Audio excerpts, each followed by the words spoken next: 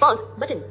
शुभ प्रभात, नमस्कार स्वीकार करें। अभिवादन आरसी विनोद गढ़वाल की ओर से प्रस्तुत है RC morning news. RC morning news के इस बुलेटिन में देश दुनिया की तमाम बड़ी खबरें होंगी। जानेंगे मौसम का हाल, क्या कुछ रहा खेल जगत में खास। सबसे पहले शुरुआत हर दिन की तरह आज भी आज के पंचांग से। आज दिनांक 23 जून 2025, दिन सोमवार, विक्रम संवत 2082, शक संवत 1947, अयन उत्तरायण, वर्षा ऋतु, आषाढ़ मास, कृष्ण पक्ष की त्रयोदशी तिथि।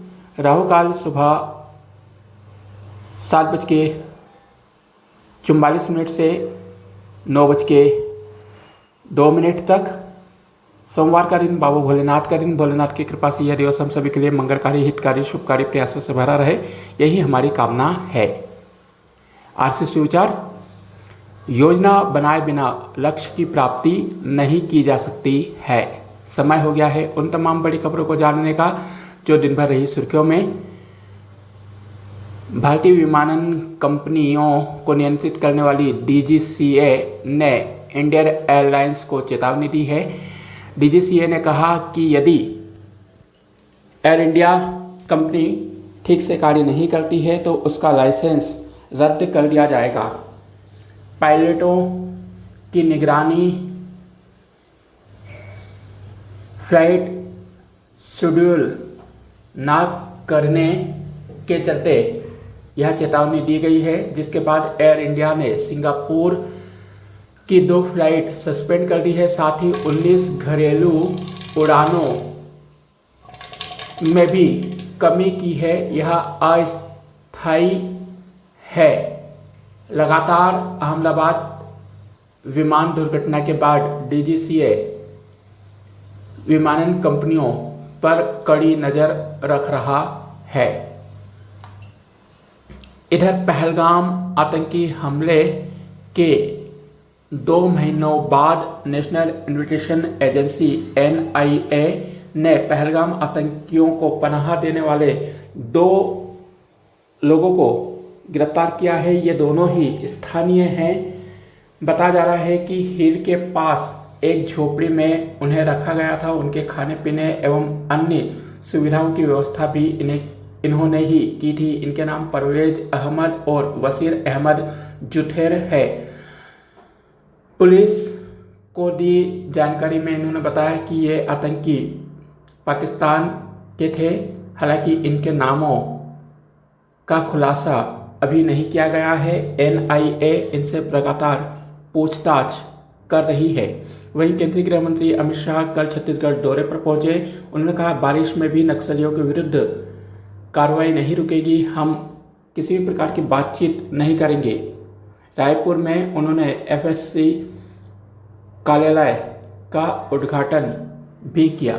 वहीं ईरान इजराइल जंग के बीच कल भारतीय प्रधानमंत्री नरेंद्र मोदी ने ईरानी राष्ट्रपति से फोन पर बात की। मौजूदा हालातों पर दोनों नेताओं ने चर्चा की। भारतीय प्रधानमंत्री नरेंद्र मोदी ने इलाके में शांति, स्थिरता और सुरक्षा के लिए बातचीत, संवाद करने की सलाह दी है। वहीं ईरानी प्रमुखों की ओर से बयान सामने आया है कि अब कूटनीति के सारे रास्ते पार हो गए हैं।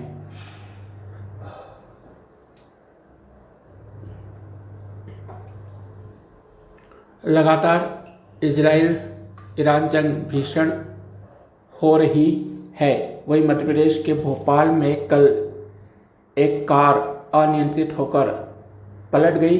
बताया जा रहा है कि दोपहर 1 बजे एयरपोर्ट रोड पर एक स्कॉर्पियो तेज रफ्तार से दौड़ती हुई डिवाइडर से टकराकर उल्टी ओर दूसरी ओर जाकर पलट गई। उसकी एक ऑटो से भी टक्कर हुई।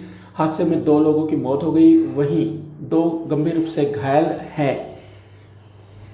कार सवार 17 वर्षीय दानिश खान की मौके पर ही मौत हो गई। वहीं हनी अली ने शाम को इलाज के दौरान दम तोड़ दिया। एक की हालत गंभीर बताई जा रही है। वहीं ऑटो संचालक मामूली रूप से घायल हुआ है। दोनों का इलाज किया जा रहा है। पुलिस जांच में जुट गई है। इधर इंदौर कारोबारी राजा रघुवंशी की हत्या में शिलांग पुलिस की एक टीम इंदौर में सर्चिंग कर रही है। सोनम जिस फ्लैट में रुकी थी उसके ठेकेदार को गिरफ्तार किया गया है। साथ ही साथ अशोकनगर से एक गार्ड को भी पूछताछ के लिए इंदौर लाया गया है।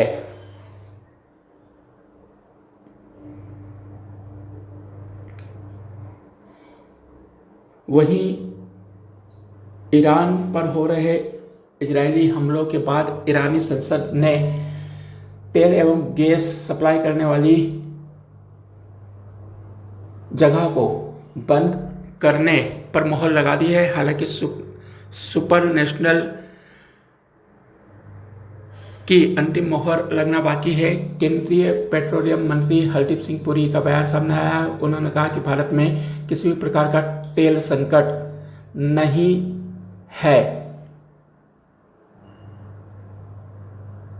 क्रिकेट भारत और इंग्लैंड के बीच खेला जा रहा पहला टेस्ट रोमांचक स्थिति में पहुंच गया है। भारत ने कर स्टंप तक तीसरे दिन का खेल समाप्त होने तक 2 विकेट के नुकसान पर 90 रन बना लिया है। भारत को कुल मिलाकर 96 रनों की बढ़त हो गई है। शुभमन गिल 6 रन और के राहुल 47 रन बनाकर नाबाद लौटे। यशस्वी जायसवाल का बल्ला नहीं चला, वे महज 4 रन बनाकर आउट हुए। वहीं साई सुदर्शन 30 रनों की पारी खेल के पवेलियन लौटे। बेन स्टॉक ने सुदर्शन को दोनों पारियों में आउट किया है। इसके पहले इंग्लैंड की पूरी टीम 465 रन बनाकर ऑल आउट हुई। जसप्रीत बुमराह ने 5 विकेट लिए।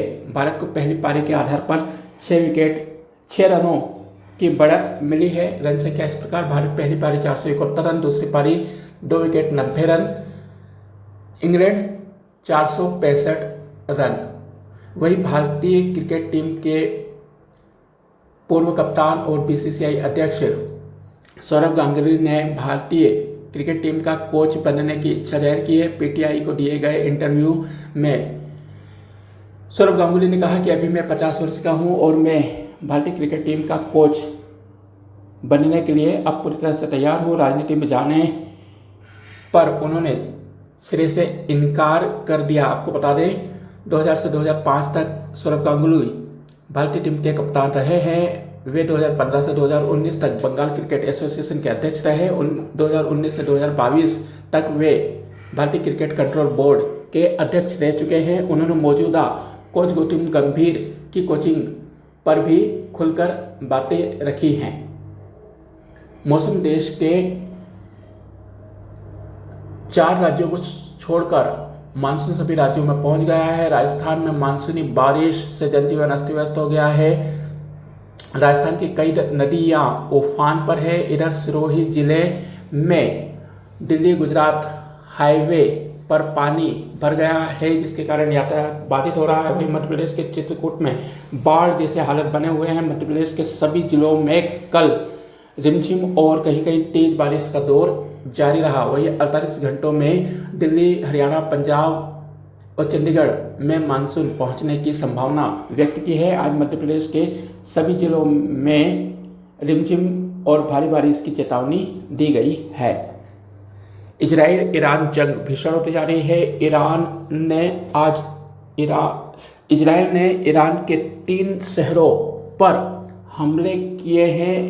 इजराइल ने दावा किया है कि उसने बैलिस्टिक मिसाइलों के लॉन्चर पैड को निशाना बनाया है। साथ ही ईरानी रडार को भी निशाना बनाया है।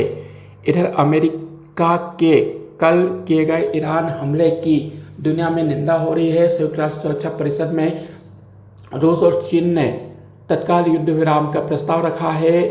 रूस चीन ने कहा अमेरिका ने इतिहास से भी सबक नहीं लिया है। वहीं कल किए गए अमेरिकी हमले के बाद कल अमेरिकी रक्षा मंत्रालय ने जानकारी दी कि इस हमले में 125 जेट विमानों ने मोर्चा संभाला था। 7 B-2 बम वर्षकों ने सटीक निशाना लगाया, जिससे ईरानी न्यूक्लियर प्रोग्राम पूरी तरह से तबाह हो गया है। अमेरिकी राष्ट्रपति ने हमले के 3 घंटे बाद कल देश को संबोधित किया था। उन्होंने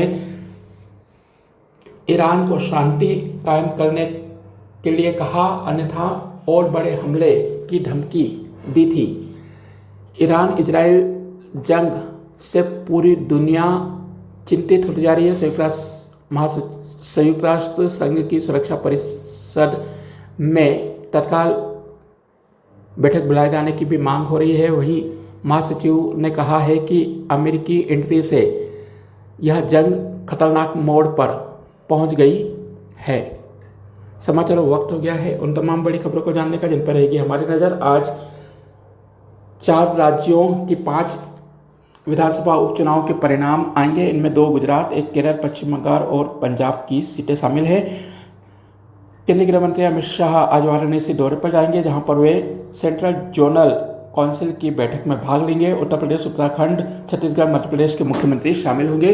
भारत इंग्लैंड के बीच चौथे दिन का खेल खेला जाएगा। आप सभी का दिन शुभ एवं मंगल में रहे। नमस्कार।